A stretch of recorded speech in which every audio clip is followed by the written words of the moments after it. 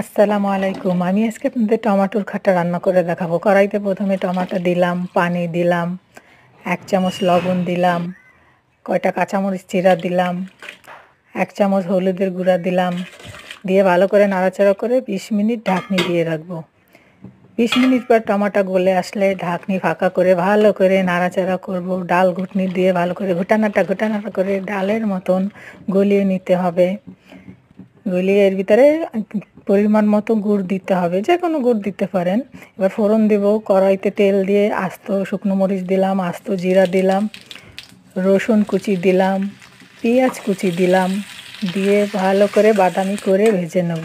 বাদামি হয়ে আসলে টমাটোর ভিতরে দিয়ে দিব।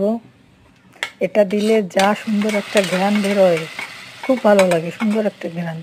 এবার ভালো করে নাড়াচাড়া করে বলক চলে আসলে এর ভিতরে বেশি করে ধনেপাতা দিয়ে আবারও নাড়াচাড়া করে নামিয়ে ফেলুন। গরম গরম টমেটোর খাটা, এটা সব কিছুর সাথে খেতে পারেন, স্যুপ হিসাবেও খেতে পারেন, সেই স্বাদ।